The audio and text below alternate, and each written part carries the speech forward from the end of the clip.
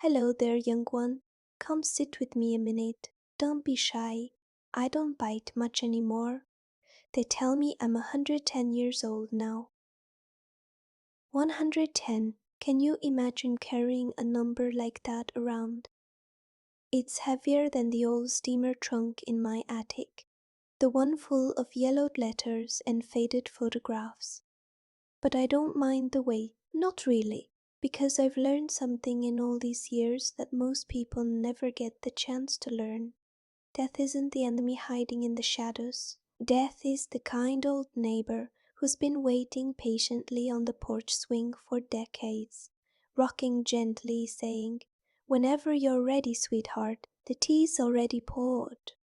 People look at me now, skin like tissue paper, hands that shake when I try to button my sweater. And they assume I'm terrified. They whisper, "Poor thing," clinging to every last breath. They think I'm fighting the clock with everything I've got left. They've got it completely backwards. I'm not afraid. I'm ready, more than ready. And if you let me, I'll tell you why. Let me start with the coat.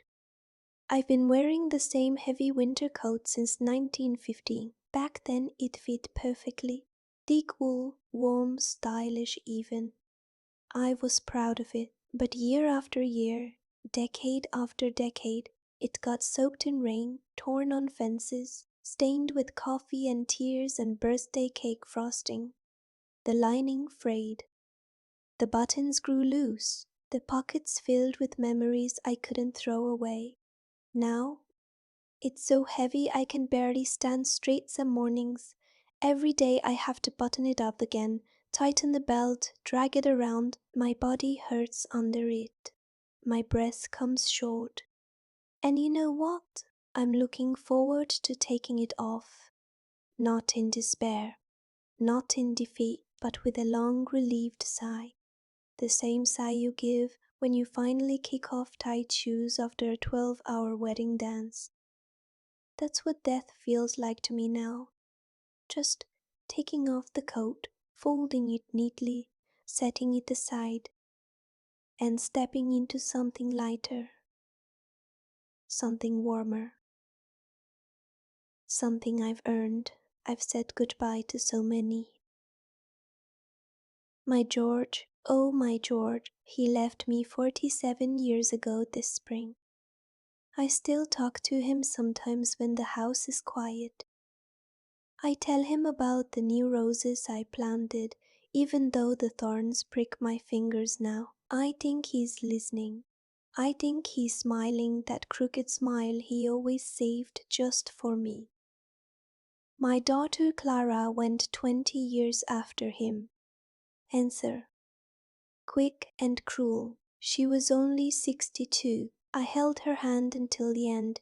She looked at me with those big eyes and whispered, "Mama, it's not so bad." And she was right. Friends, cousins, neighbors, one by one, they've slipped away. The street outside used to be full of children's laughter and screen doors slamming. Now it's quiet, too quiet sometimes. My world has become a ghost town of memories. But here's the secret they don't tell you when you're young and afraid. Every goodbye makes the next hello sweeter. I truly believe that when my turn comes, I'll walk through that door and find them all waiting. George with his pocket watch, tapping his foot like he always did when I took too long getting ready. Clara with her arms open. Old Mrs. Jenkins from next door, probably complaining that the coffee's too weak. It won't be a sad reunion, it'll be the biggest, warmest homecoming I've ever known. Now let me tell you something else I've learned. We aren't really afraid of dying. We are afraid of not having lived. I've seen it in the eyes of people half my age. They lie awake at night, hearts racing, thinking about the end. But what they're really seeing is the life they haven't started yet, the words they never said, the trips they postponed, their forgiveness they withheld because it's not the right time. There is no right time, there is only now. And now is slipping through your fingers faster than you think. Let me share a few small stories. Things I wish someone had told me at 30 or 40 or even 70. First, the red dress. In 1957, I bought a beautiful red dress. Silk, bright as a cardinal. I wore it once to a Christmas party, then hung it in the closet because it was too much. Too bold, too loud for a woman my age. I told myself I'd wear it again someday. I never did. It stayed in that closet until George died. I found it when I was cleaning out his things. Still perfect, tags on.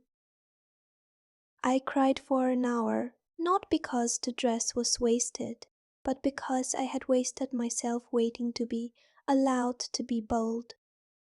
So I wore it to the grocery store the next week, head high. People stared.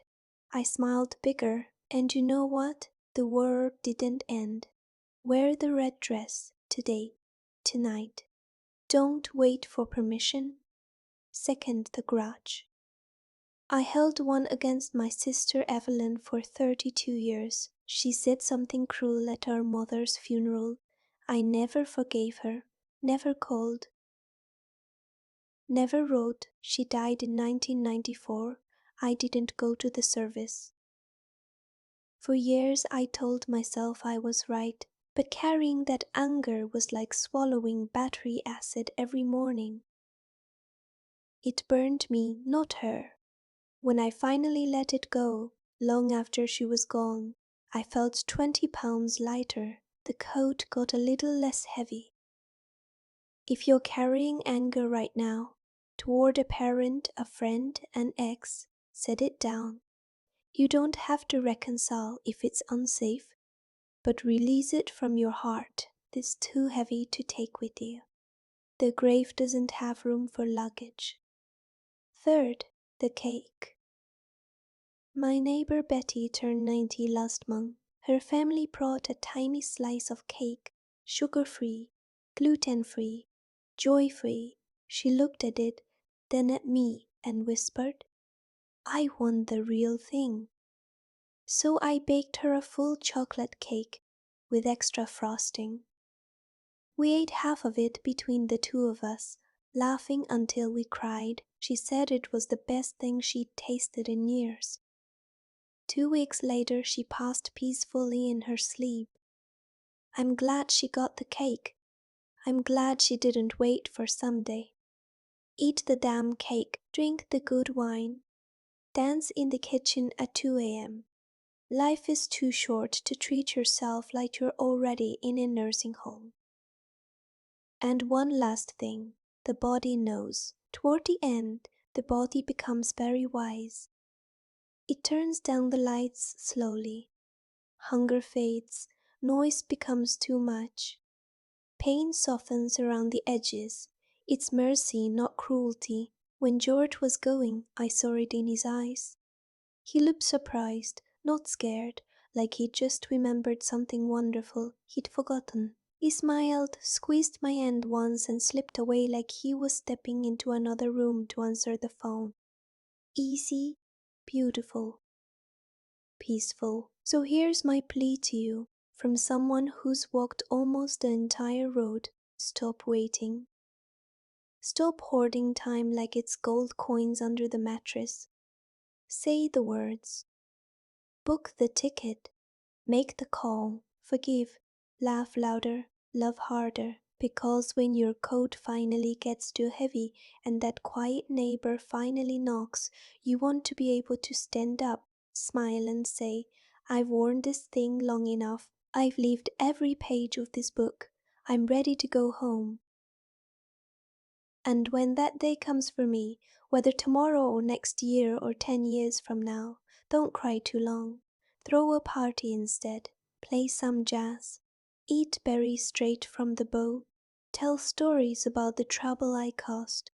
Because I won't be gone. I'll just be lighter, unbuttoned. Oh, thank you for listening to an old woman ramble. Now go live. Really live. The clock is ticking, but it's ticking for you, not against you. Soft smile, small wave. Good night, sweet one. I'll see you on the other side.